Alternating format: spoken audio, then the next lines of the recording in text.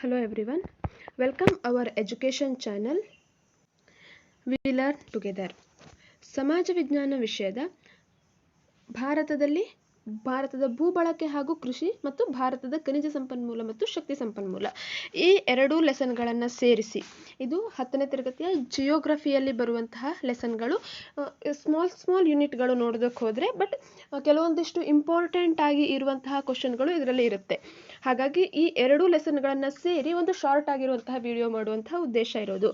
ಭಾರತದ ಭೂಬಳಕೆ ಹಾಗೂ ಕೃಷಿ, ಭಾರತದಲ್ಲಿ ಭೂಬಳಕೆ ಯಾವ ರೀತಿಯಾಗಿ ಇದೆ, ಯಾವ ಉದ್ದೇಶಕ್ಕಾಗಿ ಭೂಮಿಯ ಬಳಕೆಯನ್ನು ಮಾಡ್ಕೊಳ್ತಾ ಇದ್ದೇವೆ, ಹಾಗೆ ಭಾರತದಲ್ಲಿ ಕೃಷಿ ಯಾವ ರೀತಿಯಲ್ಲಿದೆ. ಭಾರತ ಒಂದು ಕೃಷಿ ಪ್ರಧಾನ ದೇಶ ಆಗಿರೋದ್ರಿಂದ ಭಾರತದಲ್ಲಿ ಕೃಷಿ ಯಾವ ರೀತಿಯಾಗಿ ಇದೆ ಅನ್ನುವಂಥದ್ದನ್ನು ಇಲ್ಲಿ ನೋಡೋದು. ಹಾಗೆ ಭಾರತದಲ್ಲಿ ಲಭ್ಯ ಇರುವಂತಹ ಖನಿಜ ಸಂಪನ್ಮೂಲ ಯಾವುದು, ಹಾಗೆ ಉಳಿದಂತಹ ಶಕ್ತಿ ಸಂಪನ್ಮೂಲಗಳು, ಖನಿಜ ಮತ್ತು ಶಕ್ತಿ ಸಂಪನ್ಮೂಲಗಳು ಯಾವ್ಯಾವುದು, ಅವು ಹೇಗೆ ಭಾರತದಲ್ಲಿ ಉಪಯೋಗ ಆಗ್ತಾ ಇದೆ ಅನ್ನೋದನ್ನು ಈ ವಿಡಿಯೋದಲ್ಲಿ ನೋಡ್ತಾ ಹೋಗೋಣ. ವಿಡಿಯೋವನ್ನು ಸ್ಟಾರ್ಟ್ ಮಾಡ್ತಾ ಹೋಗೋಣ. ಅದಕ್ಕೂ ಮೊದಲು ನೀವೇನು ನಮ್ಮ ಚಾನಲನ್ನು ಸಬ್ಸ್ಕ್ರೈಬ್ ಆಗದೇ ಇದ್ದರೆ ಅಥವಾ ನಮ್ಮ ಚಾನಲ್ಗೆ ನ್ಯೂ ಯೂಸರ್ ಆಗಿದ್ದರೆ ದಯವಿಟ್ಟು ನಮ್ಮ ಚಾನಲನ್ನು ಸಬ್ಸ್ಕ್ರೈಬ್ ಆಗಿ ಹಾಗೆ ಬೆಲ್ ಬಟನ್ ಒತ್ತೋ ಮೂಲಕ ನಮಗೆ ನೋಟಿಫೈ ಆಗಿರಿ.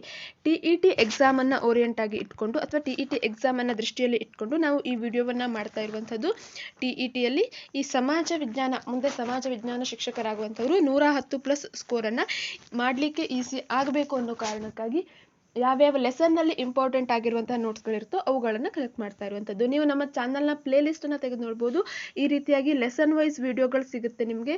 ಆ ಲೆಸನ್ ವೈಸ್ ವಿಡಿಯೋಗಳನ್ನು ನೋಡೋದ್ರಿಂದ ಆ ಪರ್ಟಿಕ್ಯುಲರ್ ಲೆಸನ್ನಲ್ಲಿ ಯಾವ್ಯಾವ ಇಂಪಾರ್ಟೆಂಟ್ ಪಾಯಿಂಟ್ಸ್ಗಳಿದಾವೋ ಅವೆಲ್ಲವೂ ನಿಮಗೆ ಸಿಗುತ್ತೆ. ಅದನ್ನು ಒಂದು ಕಡೆ ನೀವು ನೋಟ್ ಮಾಡು ಸಹ ಇಟ್ಕೊಳ್ಬೋದು. ಇದರ ಜೊತೆಯಲ್ಲಿ MCQ ಸೀರೀಸ್ಗಳಿದ್ದಾವೆ. ಆ MCQ ಸೀರೀಸ್ಗಳನ್ನು ಬಿಡಿಸೋದ್ರಿಂದ ಕ್ವಶನನ್ನು ಯಾವ ರೀತಿ ಅನಾಲಿಸಿಸ್ ಮಾಡಬೇಕು, ಬಿಡಿಸಬೇಕು ಅನ್ನುವಂಥದ್ದು ಅರ್ಥ ಆಗುತ್ತೆ. ಜೊತೆಗೆ ಲಾಸ್ಟ್ ಮಿನಿಟ್ ರಿವಿಷನ್ ವಿಡಿಯೋಗಳಿದ್ದಾವೆ, ಮ್ಯಾರಥಾನ್ ಕ್ಲಾಸ್ಗಳಿದ್ದಾವೆ. ಇವೆಲ್ಲವೂ ಸಹ TETಯಲ್ಲಿ ಸ್ಕೋರನ್ನು ಹೈ ಮಾಡ್ಕೊಳ್ಳಿಕ್ಕೆ ಹೆಲ್ಪ್ಫುಲ್ ಆಗುವಂಥದ್ದು. ಬನ್ನಿ ವಿಡಿಯೋವನ್ನು ಸ್ಟಾರ್ಟ್ ಮಾಡ್ತಾ ಹೋಗೋಣ. ಫಸ್ಟ್ ಇರುವಂಥದ್ದು ಯಾವುದು, ಭಾರತದ ಭೂಬಳಕೆ ಹಾಗೂ ಕೃಷಿ. ಅದರಲ್ಲಿ ಫಸ್ಟ್ ಹೆಚ್ಚಾಗಿ ಕೇಳುವಂತಹ ಒಂದು ಪ್ರಶ್ನೆ ಸಾಂದ್ರ ಬೇಸಾಯ ಎಂದರೆ. ಕ್ವಶನನ್ನು ಈ ರೀತಿಯಾಗಿ ಸಾಂದ್ರ ಬೇಸಾಯ ಎಂದರೆ ಅಂತ ಕೇಳೋದಿಲ್ಲ, ಬದಲಾಗಿ ಒಂದು ವರ್ಷದಲ್ಲಿ ಒಂದೇ ವ್ಯವಸಾಯ ಕ್ಷೇತ್ರದಿಂದ 2-3 ಬೆಳೆಗಳನ್ನು ಬೆಳೆಯುವುದಕ್ಕೆ ಯಾವ ವಿಧದ ಬೇಸಾಯ ಅಂತ ಕರೀತಾರೆ ಅನ್ನುವಂಥದ್ದನ್ನು ಪ್ರಶ್ನೆಯಾಗಿ ಕೇಳ್ತಾರೆ. ಇಲ್ಲಿ ಸಾಂದ್ರ ಬೇಸಾಯ ಅಂದರೆ ಏನು, ಒಂದು ವರ್ಷದಲ್ಲಿ ಒಂದೇ ವ್ಯವಸಾಯ ಕ್ಷೇತ್ರದಿಂದ 2-3 ಬೆಳೆಗಳನ್ನು ಬೆಳೆಯುವಂಥದ್ದು. ಅಧಿಕ ನೀರಾವರಿ ಇರುವಂತಹ ಪ್ರದೇಶದಲ್ಲಿ, ನೀರಾವರಿ ಹೆಚ್ಚಾಗಿ ದೊರಕುವಂತಹ ಪ್ರದೇಶದಲ್ಲಿ ಈ ರೀತಿಯಾಗಿ ಸಾಂದ್ರ ಬೇಸಾಯವನ್ನು ಮಾಡಬಹುದು. ಮುಂಗಾರು ಕಾಲದಲ್ಲಿ ಒಂದು ರೀತಿಯಾದಂಥ ಬೆಳೆ, ಹಿಂಗಾರು ಕಾಲದ ಬೆಳೆ, ಜಾಡ್ ಬೆಳೆ, ಈ ರೀತಿಯಾಗಿ ಬೆಳೆಯಲಿಕ್ಕೆ ಸಾಧ್ಯ ಆಗುತ್ತೆ. ಇದನ್ನು ಸಾಂದ್ರ ಬೇಸಾಯ ಅಂತ ಕರೆಯುವಂಥದ್ದು. ನೆಕ್ಸ್ಟ್ ಮುಂಗಾರು ಅಥವಾ ಖಾರಿಫ್ ಬೆಳೆಗಳು. ಮುಂಗಾರು ಅನ್ನುವಂಥದ್ದನ್ನು ಹೆಚ್ಚಾಗಿ ಕೇಳೋದಿಲ್ಲ. ಖಾರಿಫ್ ಬೆಳೆ ಯಾವುದು ಇದರಲ್ಲಿ, ರಬಿ ಬೆಳೆ ಯಾವುದು ಇದರಲ್ಲಿ ಅಂತ ಕೇಳ್ತಾರೆ. ಖಾರಿಫ್ ಬೆಳೆ ಭತ್ತ, ರಾಗಿ, ಹತ್ತಿ, ಜೋಳ, ಮೆಕ್ಕೆಜೋಳ ಇವೆಲ್ಲ ಖಾರಿಫ್ ಬೆಳೆ. ಅಂದರೆ ಏನು, ಮುಂಗಾರು ಕಾಲದಲ್ಲಿ ಬೆಳೆಯುವಂತಹ ಬೆಳೆ. ಜೂನ್ ಟೈಮ್ನಿಂದ ಇದರ ಬಿತ್ತನೆ ಹಾಗೆ ಅವುಗಳ ವ್ಯವಸಾಯದ ಕೆಲಸಗಳು ಪ್ರಾರಂಭ ಆಗುತ್ತೆ. ನೆಕ್ಸ್ಟ್ ಪ್ರಮುಖ ಹಿಂಗಾರು ಅಥವಾ ಚಳಿಗಾಲದ ಬೆಳೆ ರಬಿ ಬೆಳೆ. ಪ್ರಮುಖ ಹಿಂಗಾರು ಬೆಳೆ ಅಂತ ಕೇಳ್ಬೋದು, ಚಳಿಗಾಲದ ಬೆಳೆ ಅಂತ ಕೇಳ್ಬೋದು, ಅಥವಾ ರಬಿ ಬೆಳೆ ಅಂತ ಕೇಳ್ಬೋದು. ಗೋಧಿ ಇದರಲ್ಲಿ ಪ್ರಮುಖವಾಗಿ ಇರುವಂತಹ ಒಂದು ಹಿಂಗಾರು ಆಹಾರ ಬೆಳೆಯಾಗಿದೆ. ನೆಕ್ಸ್ಟ್ ಬೇಸಿಗೆಯ ಜಾಡ್ ಬೆಳೆಗಳು. ಈ ಮುಂಗಾರು ಮತ್ತು ಹಿಂಗಾರುಗಳ ನಂತರ ಬೇಸಿಗೆಯಲ್ಲಿ ಸರಿಸುಮಾರು ಏಪ್ರಿಲ್ ಮತ್ತು ಮೇ ಕಾಲದಲ್ಲಿ ಇದು ಕಡು ಬೇಸಿಗೆ ಕಾಲ ಇರುತ್ತೆ. ಈ ಕಾಲದಲ್ಲಿ ಕೆಲವೊಂದಿಷ್ಟು ಬೆಳೆಗಳನ್ನು ಬೆಳೀತಾರೆ. ಅದು ಉದ್ದು, ಹೆಸರು, ಎಣ್ಣೆಕಾಳು, ತರಕಾರಿ ಇವುಗಳನ್ನು, ಈ ಒಂದು ಧಾನ್ಯಗಳನ್ನು, ಎಣ್ಣೆಕಾಳುಗಳನ್ನು, ತರಕಾರಿಗಳನ್ನು ಈ ಜಾಡ್ ಅವಧಿಯಲ್ಲಿ ಬೆಳೀತಾರೆ. ನೆಕ್ಸ್ಟ್ 5ನೇ ಪ್ರಶ್ನೆ, ಅತಿ ಹೆಚ್ಚು ಭತ್ತ ಬೆಳೆಯುವ ರಾಜ್ಯ. ಪಶ್ಚಿಮ ಬಂಗಾಳ ಇದು ಭಾರತದಲ್ಲಿ ಅಧಿಕ ಪ್ರಮಾಣದಲ್ಲಿ ಭತ್ತವನ್ನು ಬೆಳೆಯುವಂತಹ ರಾಜ್ಯ. ಗೋಧಿಯ ಕಣಜ ಅಂತ ಯಾವುದನ್ನು ಕರೀತಾರೆ, ಪಂಜಾಬನ್ನು ಗೋಧಿಯ ಕಣಜ ಅಂತ ಕರೀತಾರೆ. ಆದರೆ ಉತ್ಪಾದನೆಯಲ್ಲಿ ಉತ್ತರ ಪ್ರದೇಶ ಪ್ರಥಮ ಸ್ಥಾನದಲ್ಲಿದೆ ಗೋಧಿಯ ಉತ್ಪಾದನೆಯಲ್ಲಿ. ನೆಕ್ಸ್ಟ್ ಹೊಗೆಸೊಪ್ಪಿನ ಮೂಲ. ಪ್ರಮುಖ ಆಗಿ ಇದೆ ಇದು ಹೊಗೆಸೊಪ್ಪು. ದಕ್ಷಿಣ ಅಮೆರಿಕಾದ ಆಂಡಿಸ್ ಪರ್ವತ ಪ್ರದೇಶದಲ್ಲಿ, ದಕ್ಷಿಣ ಅಮೆರಿಕಾದಲ್ಲಿ ಬರುವಂತಹ ಆಂಡಿಸ್ ಪರ್ವತ ಪ್ರದೇಶ ಇದು ಹೊಗೆಸೊಪ್ಪಿನ ಮೂಲ ಸ್ಥಾನ ಆಗಿರುವಂಥದ್ದು. ಜೀನ್ ನಿಕೋಟ್ ಇದನ್ನು ಫ್ರಾನ್ಸ್ಗೆ ಪರಿಚಯ ಮಾಡ್ತಾನೆ. ಆಂಡಿಸ್ ಪರ್ವತದಿಂದ ಅದನ್ನು ಫ್ರಾನ್ಸ್ನ ಭಾಗಕ್ಕೆ ಜೀನ್ ನಿಕೋಟ್ ಹೇಳುವಂಥವನು ಅದನ್ನು ಪರಿಚಯ ಮಾಡ್ತಾನೆ. ಅಲ್ಲಿಂದ ಫ್ರಾನ್ಸಿಂದ ನಂತರ ಪೋರ್ಚುಗೀಸರು ಇದನ್ನು ಭಾರತಕ್ಕೆ ಪರಿಚಯವನ್ನು ಮಾಡ್ತಾರೆ. ಯಾವಾಗ ಪೋರ್ಚುಗೀಸರು ಭಾರತಕ್ಕೆ ಬರ್ತಾರೋ ಆ ಸಂದರ್ಭದಲ್ಲಿ ಇದನ್ನು ಭಾರತಕ್ಕೆ ಅವರು ಪರಿಚಯವನ್ನು ಮಾಡ್ತಾರೆ. ನೆಕ್ಸ್ಟ್ ಕರ್ನಾಟಕದಲ್ಲಿ ಪ್ರಸಿದ್ಧ ಹೊಗೆಸೊಪ್ಪು ಮಾರುಕಟ್ಟೆ ಕೇಂದ್ರ ಬೆಳಗಾವಿ ಜಿಲ್ಲೆಯ ನಿಪ್ಪಾಣಿ. ಇದು ಕರ್ನಾಟಕದ ಪ್ರಮುಖ ಹೊಗೆಸೊಪ್ಪು ಮಾರುಕಟ್ಟೆ ಕೇಂದ್ರ ಆಗಿದೆ. ರಾಷ್ಟ್ರೀಯ ಮಟ್ಟದ ಒಂದು ಮಾರುಕಟ್ಟೆ ಕೇಂದ್ರ ಇದಾಗಿದೆ. ಚಹಾವು ಯಾವ ಉತ್ತೇಜನಕಾರವನ್ನ ಒಳಗೊಂಡಿದೆ? ಥಿಯನ್ ಹೇಳುವಂತಹ ಒಂದು ಉತ್ತೇಜನಕಾರ, ಒಂದು ಮತ್ತು ಅಮಲು ಬರುವಂತಹ ಒಂದು ಉತ್ತೇಜನಕಾರವನ್ನ ಚಹಾ ಒಳಗೊಂಡಿರುವಂಥದ್ದು. ನೆಕ್ಸ್ಟ್ ತೋಟಗಾರಿಕೆ ಬೇಸಾಯದ ಪ್ರಗತಿಗೆ ಏನಂತ ಕರೀತಾರೆ? ಸುವರ್ಣ ಕ್ರಾಂತಿ. ತೋಟಗಾರಿಕಾ ಬೆಳೆಗಳ ಉತ್ತಮ ಒಂದು ಫಸಲು ಬರಲಿಕ್ಕೆ, ಅದರ ಬೇಸಾಯವನ್ನ ಮಾಡಲಿಕ್ಕೆ, ಅದರಲ್ಲಿ ಟೆಕ್ನಾಲಜಿಯನ್ನ ಬಳಸುವಂಥದ್ದಾಗಿರಬಹುದು, ಅಥವಾ ಅದರ ಗೊಬ್ಬರಗಳ ಬದಲಾವಣೆ, ತಂತ್ರಜ್ಞಾನದ ಬಳಕೆ, ಇವುಗಳನ್ನ ಸುವರ್ಣ ಕ್ರಾಂತಿ ಅಂತ ಕರೀತಾರೆ. ನೆಕ್ಸ್ಟ್ ಇರುವಂಥದ್ದು ಭಾರತದ ಖನಿಜ ಸಂಪನ್ಮೂಲ. ಇವಿಷ್ಟು ಸಹ ಭಾರತದ ತೋಟಗಾರಿಕೆ ಹಾಗೆ ಕೃಷಿ ಅದಕ್ಕೆ ಸಂಬಂಧಪಟ್ಟಿರುವಂತಹ ಇಂಪಾರ್ಟೆಂಟ್ ಇರುವಂತಹ ಒಂದಿಷ್ಟು ಅಂಶಗಳಾದವು. ನೆಕ್ಸ್ಟ್ ಇರುವಂಥದ್ದು ಭಾರತದ ಖನಿಜ ಮತ್ತು ಶಕ್ತಿ ಸಂಪನ್ಮೂಲಗಳು. ಕಬ್ಬಿಣದ ಅದಿರಿನ ವಿಧಗಳು ಯಾವ್ಯಾವುದು? ಕಬ್ಬಿಣದ ಅದಿರನ್ನ ಪ್ರಮುಖ 4 ವಿಧವನ್ನ ನೋಡ್ತೇವೆ. ಮ್ಯಾಗ್ನಟೈಟ್, ಲಿಮೋನೈಟ್, ಹೆಮಟೈಟ್ ಹಾಗೆ ಸಿಡರೈಟ್ ಹೇಳುವಂತ 4 ವಿಧದಲ್ಲಿ ಕಬ್ಬಿಣದ ಅದಿರುಗಳು ಸಿಗುತ್ತೆ. ಇದರಲ್ಲಿ ಈ ಮ್ಯಾಗ್ನಟೈಟ್ ಹೇಳುವಂಥದ್ದೇನಿದೆ ಅದು ಅತ್ಯಂತ ಉತ್ತಮ ದರ್ಜೆಯ ಕಬ್ಬಿಣದ ಅದಿರಾಗಿರುವಂಥದ್ದು. ಅತಿ ಪ್ರಮುಖ ಮಿಶ್ರಲೋಹ ಇದು ಮ್ಯಾಂಗನೀಸ್. ಇದೊಂದು ಅತಿ ಪ್ರಮುಖ ಆಗಿ ಇರುವಂತಹ ಮಿಶ್ರಲೋಹ ಆಗಿದೆ. ಇದನ್ನ ಕಬ್ಬಿಣ ಮತ್ತು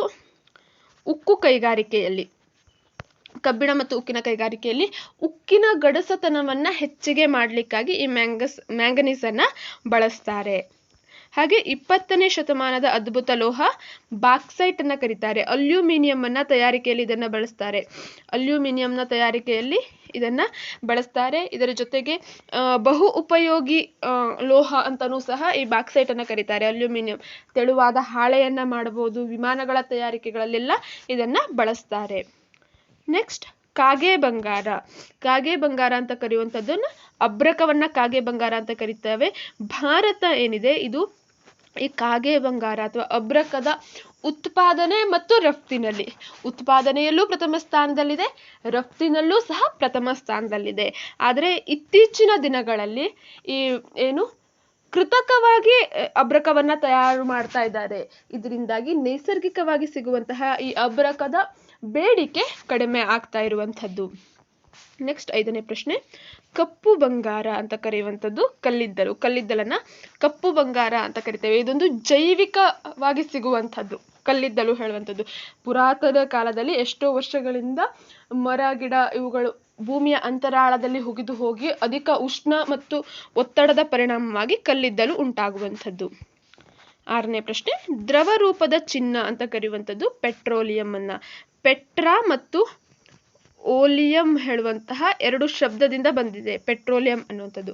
ಪೆಟ್ರಾ ಎಂದರೆ ಕಲ್ಲು, ಓಲಿಯಂ ಅಂದರೆ ಎಣ್ಣೆ. ಹಾಗಾಗಿ ಇದನ್ನ ಕಲ್ಲೆಣ್ಣೆ ಅಂತನೂ ಕರೀತಾರೆ. ದ್ರವ ರೂಪದ ಚಿನ್ನ ಅಂತನೂ ಕರೀತಾರೆ, ಕಲ್ಲೆಣ್ಣೆ ಅಂತನೂ ಸಹ ಪೆಟ್ರೋಲಿಯಂ ಅನ್ನ ಕರೀತಾರೆ. ಭಾರತದಲ್ಲಿ ಮೊದಲು ಪೆಟ್ರೋಲಿಯಂ ಪತ್ತೆ ಮಾಡಿದ ಸ್ಥಳ ದಿಗ್ಬಾಯ್, ಅಸ್ಸಾಂನ ದಿಗ್ಬಾಯ್. ಇಲ್ಲಿ ಮೊದಲ ಪೆಟ್ರೋಲಿಯಂನ ಪತ್ತೆ ಮಾಡಲಾಗುತ್ತೆ. ಭಾರತದ ಮೊದಲ ತೈಲ ಬಾವಿ ಯಾವುದು? ಬಾವಿಯ ರೂಪದಲ್ಲಿ ಪೆಟ್ರೋಲಿಯಂ ಅನ್ನ ತೆಗಿತಾ ಇರುವಂಥದ್ದು ಅಂಕಲೇಶ್ವರದಲ್ಲಿ. ನೆಕ್ಸ್ಟ್, ಭಾರತದ ಅತಿ ದೊಡ್ಡ ತೈಲ ನಿಕ್ಷೇಪ ಎಲ್ಲಿದೆ? ಬಾಂಬೆ ಹೈ. ಮುಂಬೈಯಿಂದ ಸರಿಸುಮಾರು ಸಮುದ್ರದ ಒಂದು ಮಧ್ಯಭಾಗದಲ್ಲಿ ಇರುವಂಥದ್ದು ಬಾಂಬೆ ಹೈ ಹೇಳುವಂತಹ ಪ್ರದೇಶದಲ್ಲಿ. ನೆಕ್ಸ್ಟ್ 10ನೇ ಪ್ರಶ್ನೆ, ಪರಮಾಣು ಖನಿಜದ ವಿಧಗಳು ಯಾವ್ಯಾವುದು?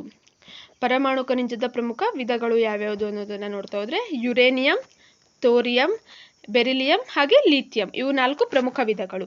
ಯುರೇನಿಯಂ, ಥೋರಿಯಂ ಆಯಿತು. ಬೆರಿಲಿಯಂ ಅನ್ನ ಯಾಕೆ ಬಳಸ್ತಾರೆ?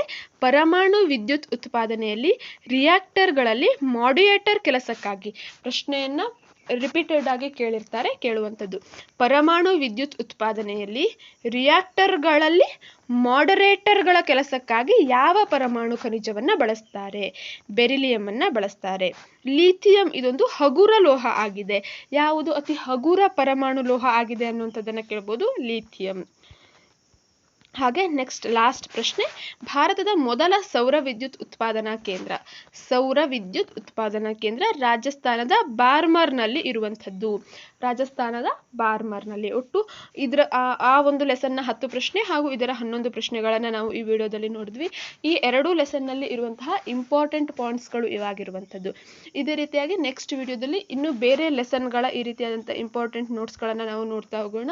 ಹಾಗೆ MCQ ಸೀರೀಸ್ಗಳಾಗಿರ್ಬೋದು ಅಥವಾ ಒನ್ ಲೈನರ್ ಆನ್ಸರ್ಗಳಾಗಿರಬಹುದು, ಇವೆಲ್ಲವನ್ನು ಸಹ TETಯ ದೃಷ್ಟಿಯಿಂದಾಗಿ ನಾವು ವಿಡಿಯೋವನ್ನು ಮಾಡ್ತಾ ಹೋಗ್ತೇವೆ. ನೀವು ಸಹ ನಮ್ಮ ಚಾನಲನ್ನು ನೋಡಿ ಸಪೋರ್ಟ್ ಮಾಡಿ, ಹಾಗೆ ವಿಡಿಯೋವನ್ನು ಎಲ್ಲೂ ಸ್ಕಿಪ್ ಮಾಡದೆ ನೋಡಿ, ಹೆಚ್ಚೆಚ್ಚು ಶೇರ್ ಮಾಡಿ. ಹಾಗೆ ನಮ್ಮ ಚಾನಲನ್ನು ನ್ಯೂ ಯೂಸರ್ ಆಗಿದ್ದರೆ ದಯವಿಟ್ಟು ನಮ್ಮ ಚಾನಲ್ಗೆ ಸಬ್ಸ್ಕ್ರೈಬ್ ಆಗಿ. Thank you for watching our video.